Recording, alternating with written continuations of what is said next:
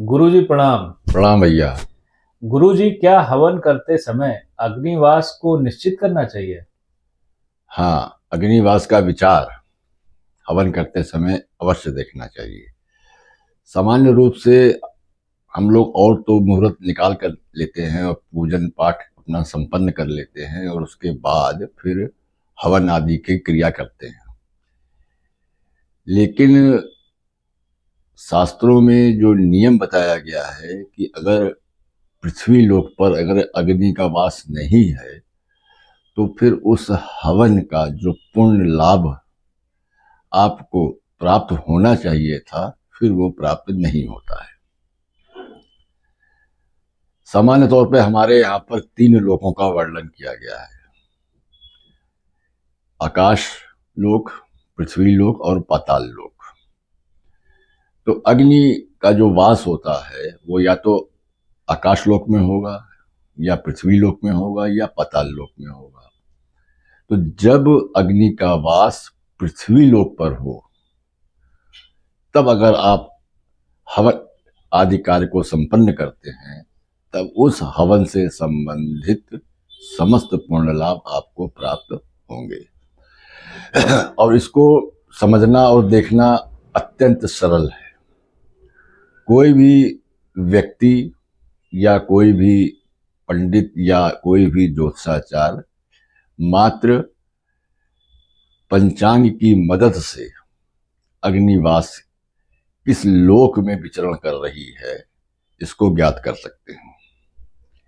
इसके लिए हमारे यहाँ शास्त्रों में एक बहुत ही साधारण सा सूत्र प्रतिपादित किया है जिसकी मदद से आप ये ज्ञात कर सकते हैं कि वांछित तिथि को अग्नि किस लोक में विचरण कर रही है। तो आइए हम लोग इस सूत्र को देखते हैं और कुछ उदाहरणों के माध्यम से ये समझने का प्रयास करते हैं कि अग्नि का वास किस लोक में विचरण कर रहा है।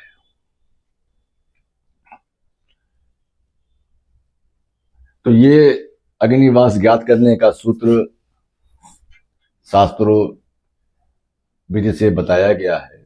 यहाँ पर अग्निवास को ज्ञात करने के लिए हमको पक्ष, तिथि और वार, इन तीन चीजों की आवश्यकता पड़ती है।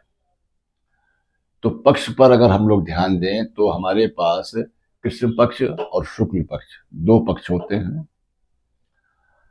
तो कृष्ण पक्ष के लिए सूत्र भिन्न है और शुक्ल पक्ष के लिए सूत्र भिन्न है, लेकिन ये कोई भिन्नता बहुत क्लिष्ट भिन्नता नहीं है।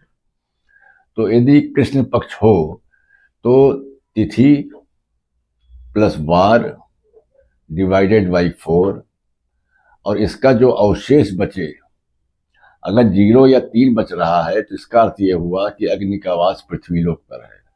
अगर 1 बच रहा है अवशेष तो इसका अर्थ है कि पृथ्वी पर अग्निवास विचरण नहीं कर रही है, वो आकाश लोक में कर रही है। और अगर अवशेष 2 बच रहा है इसका मतलब वो पाताल लोक में विचरण कर रही है। वार को यहाँ पर हम लोग इस क्रम में अंकित करेंगे कि रविवार को 1 और फिर क्रम से सोमवार को 2, मंगलवार को 3, बुधवार को 4, गुरुवार को 5, शुक्रवार को 6 और शनिवार को 7। तो वार के स्थान पर जो उस तिथि में वार होगा उसके सम्मुख इन अंकों का यहाँ पर अंकन करेंगे। अब ये कृष्ण पक्ष, शुक्ल पक्ष में सूत्र वही है, तिथि प्लस वार डिवाइडेड बाई 4। बस केवल यहाँ पर अंतर क्या है कि तिथि प्लस वार में एक और हम जोड़ देंगे +1 डिवाइडेड बाई 4। अवशेष वही है, 0 या 3 बचे तो पृथ्वी लोक पर, 1 बचे तो आकाश लोक पर और 2 बचे तो पाताल लोक पर। तो इतना साधारण सा ये सूत्र है। अब इसको हम लोग 2 उदाहरणों से समझने का प्रयास करते हैं। मान लिया हमने कि जिस दिन हमको अग्निवास ज्ञात करना है हवन आदि कार्यों के लिए, तो पंचांग में हमने उस डेट के सम्मुख ये देखा कि उस दिन शुक्ल पक्ष है, पक्ष में तिथि में अष्टमी तिथि है और वार में बुधवार का दिन है। ये हमको पंचांग की मदद से पता चल जाएगा। शुक्ल पक्ष का अगर है तो इसका मतलब हमको कौन सा फार्मूला यूज करना है, ये वाला फार्मूला यूज करना है। ये फार्मूला क्या कहता है, तिथि plus war plus 1 divided by 4। तो तिथि क्या है, अष्टमी, तो हमने लिख दिया 8 प्लस दिन है बुधवार, बुधवार का अर्थ हुआ बुधवार के सम्मुख अंकन है 4, तो हमने 8 प्लस 4 कर दिया प्लस 1 डिवाइडेड बाई 4।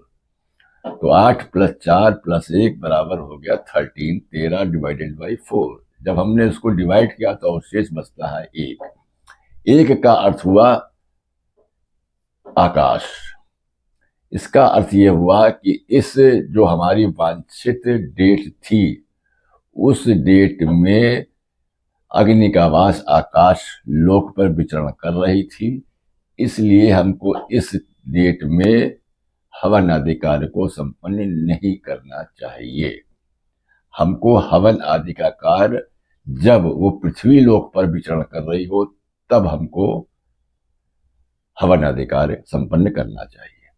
अब इसी प्रकार से मान लिया हमने जो भी हमारी एक हमने डेट सेलेक्ट की और पंचांग में जब हमने देखा तो देखा कि वो कृष्ण पक्ष एकादशी का दिन और दिन मंगलवार था। तो कृष्ण पक्ष का है इसलिए हम लोग ये वाला फार्मूला लगाएंगे, तिथि प्लस वार डिवाइडेड बाई 4। तिथि क्या है, एकादशी, तो हमने लिख दिया 11। दिन है मंगलवार, मंगलवार का अर्थ हुआ 3, उसके सम्मुख अंक अंकित है तो 3 लिख दिया। 11 प्लस 3 is equal to 14 divided by 4। जब इसको हमने डिवाइड किया तो अवशेष बचा 2, 2 का अर्थ होता है पाताल।